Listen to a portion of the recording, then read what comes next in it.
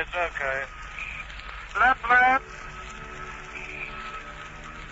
Right, you can... Bomb doors open.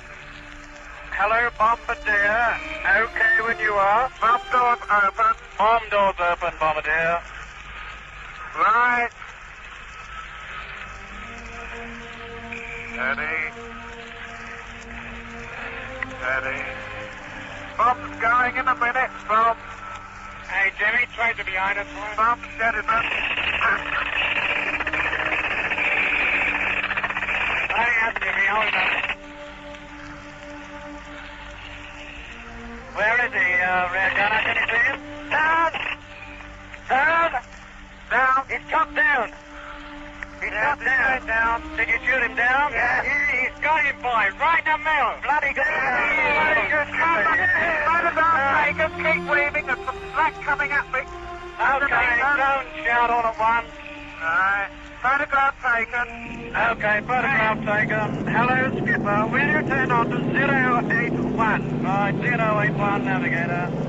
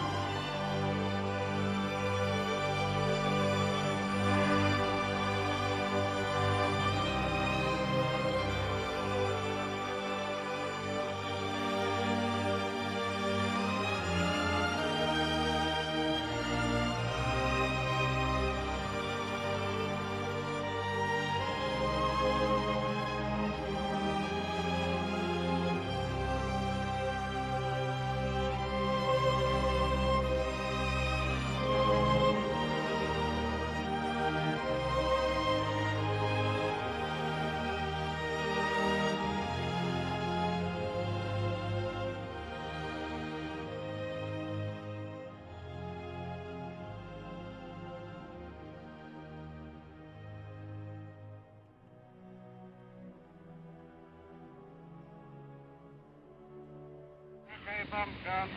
Okay. Was that bomb's gone? Yeah. Okay. Bomb doors closed. Well, I can read my watch in the searchlight.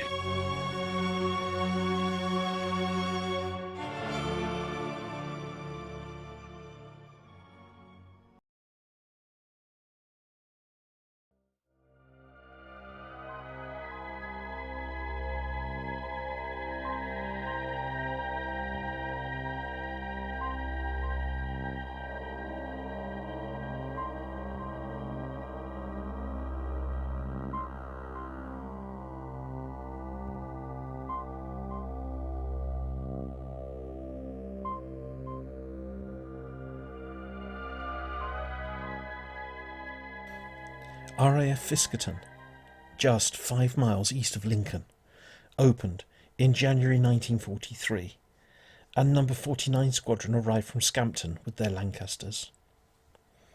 It was also to host, for various length of time, No. 576 Squadron, No. 550 Squadron, No. 150 Squadron, and No. 1514 Beam Approach Flight, before its closure on December the 15th, 1945. The history of this airfield is detailed elsewhere on my channel, so suffice to say that little now remains, apart from the stretches of 2 runways, one bisected by a secondary road, a fair amount of perimeter track, the bases of 2 hangars, and the later Royal Observer Corps bunker. I visited this airfield in the autumn of 2012, had a walk around, and found it a quiet, somewhat sad airfield. The memorial in particular I found to be a very emotional place, and for some reason, very, very sad.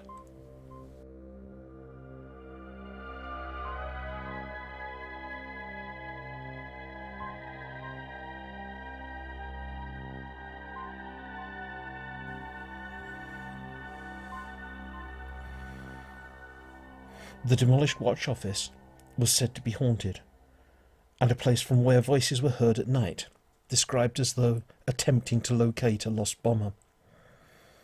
Templar wrote on the QYPE forums in 2008 that locals have reported hearing voices coming from the area of the former control tower. She also stated that figures in RAF uniform were also reported in the area, as were men dressed in aircrew gear.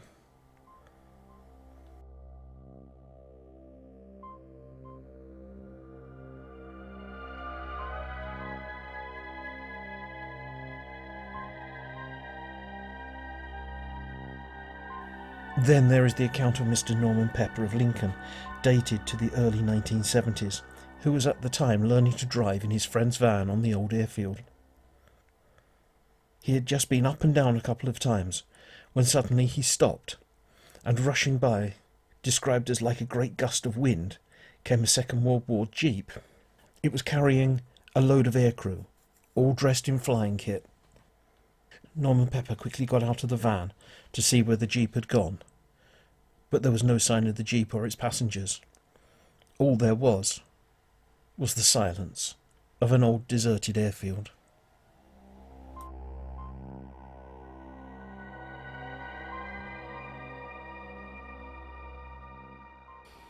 John Senior wrote to me in 2018 detailing the following.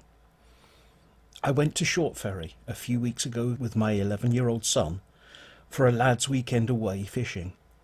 Short Ferry is a caravan park approximately a mile or two away from Fiskerton. On the Saturday night we were in bed early after a long day on the bankside. At about 21:45 my lad mentioned that he could hear a plane noise, so we started listening, and for the next 20 minutes or so we could all faintly hear the sound of prop planes revving, and then droning louder as if taking off, and then silence for a minute or so, before the revving started again. These were 100% not jets that we were hearing.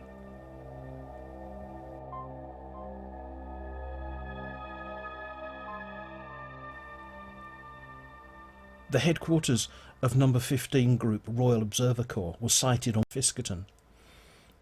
The site is made up of above-ground storage and administrative buildings, while below ground was the control room. It is in the underground part of the complex that the sighting of an airman has been reported. Access to this part of the structure was very much restricted when the bunker was in use. One day, the secretary of the ROC had cause to visit the control room below ground, and whilst down there saw someone in full RAF officer's uniform. He was walking away from her down one of the corridors. The secretary naturally assumed it to be the deputy group commandant, and she addressed him, but received no reply. After having returned to her office above ground, she later mentioned to the deputy group commandant that she had seen him below ground and asked why he had not replied to her greeting. He looked puzzled at her remark and retorted that he had found no reason to visit below ground, and as such had not done so. Mr. Bruce Barrymore Halpenny attests that on that day there were only two people who would be able to gain access to the below ground level. This was the secretary and the deputy group commandant. Other sightings of this phantom officer had allegedly been reported, but the witnesses were told not to talk about it.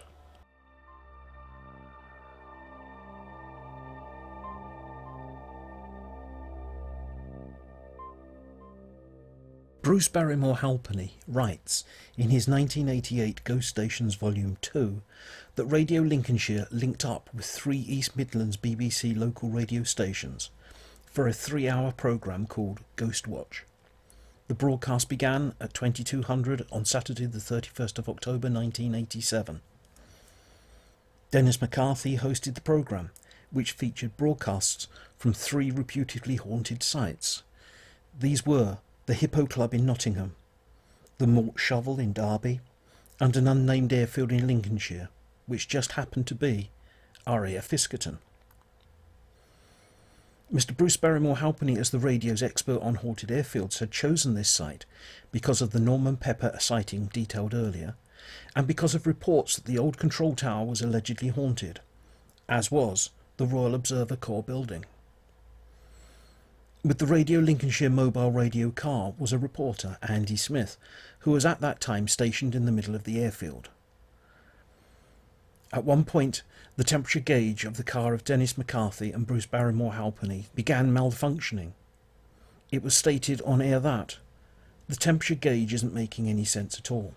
It's going up and down, and a few minutes ago it dropped 4 degrees. Andy Smith out on the airfield was having similar problems at the same time. I think the same problem is happening here because our mast on the radio car is obviously feeling the cold.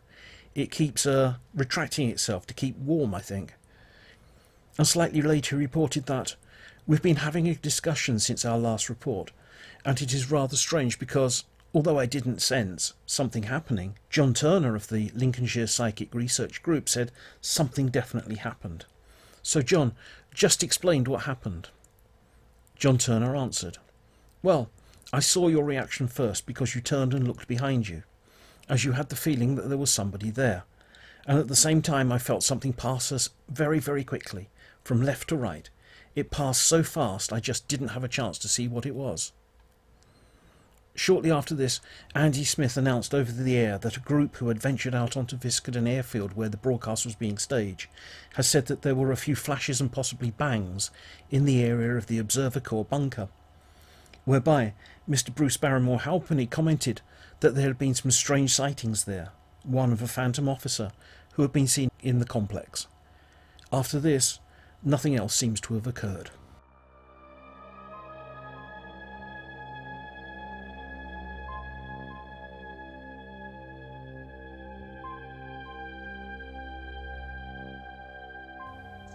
Guy wrote on the QYPE forum that an investigation took place at former RAF Fiskerton on the 13th of August 2009, beginning at 2100 hours, with a wanderer around the old perimeter track. After a coffee break, the group split into pairs, and for the next 3 hours searched the old airfield by the light of a harvest moon. At about midnight, a coffee break was called, and everyone met up and agreed that nothing had happened, nothing had been seen or felt on the airfield. After recommencing the investigation, it was decided to hold a medium-led séance on one of the former runways. This lasted for an hour. The medium then gave the names of Ron Brunt,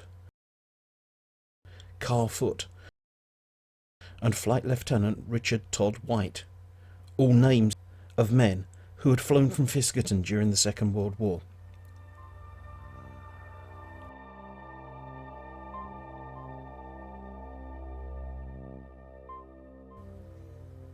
Vicky wrote on the QYPE forum that she found herself at Fiskerton at about 1 p.m. on a sunny day in 2010. After a walk around with her dog, she made for the memorial. She didn't notice anyone else around at the time, but while standing and looking up at the stone, she looked to her right to see a man about 24 years old, bent over tying his shoelaces, who then looked up and smiled at her. He walked over and bent down to make a fuss of the dog, which was madly wagging her tail in greeting. Then he said in a London accent, "Beautiful day, are you local?" Vicky explained that she lived in Sheffield and was just visiting the place. She turned her head briefly to look at the stone for just a second or two at most, and when she looked back, he had simply vanished. Having visited this area myself, I can understand just how shocked she was to have someone vanish from sight at this spot. It is mere yards from the road, and the visibility in all directions is open farmland and flat. There is nowhere that anyone could simply duck out of view.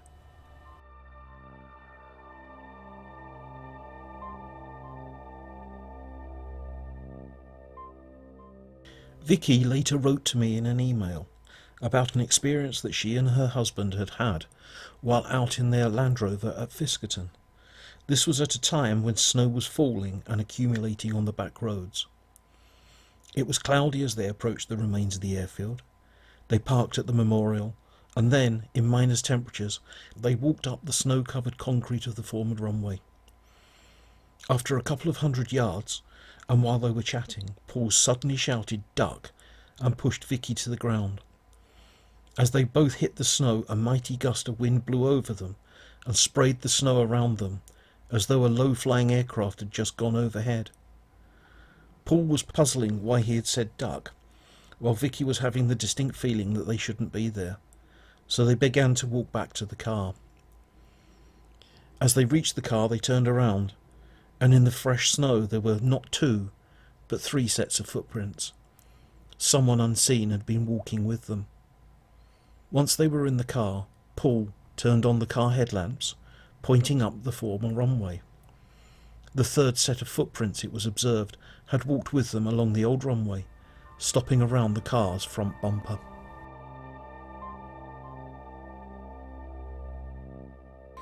Finally, we have 2 accounts from former RAF buildings off Ferry Road, just to the east of Fiskerton village. Ian, who wrote to me via YouTube on the 14th of August 2024, used to work at the Tanya knitwear factory on Ferry Road. The company had been making knitwear at Fiskerton from 1948 until its closure in 2006. There were tales circulating of airmen being seen in the former RAF building. Apparently 2 airmen used to walk through the factory from the entrance to the canteen, which was located in the middle of the yard. In addition, there was something strange affecting one corner of the factory. The girls couldn't work in this corner, and would always complain that it was cold there. Ian states that even though there was a big radiator full on in this part of the factory, the area would never warm up at all. Ian also mentions an account of somebody hanging themselves in one of the RAF buildings.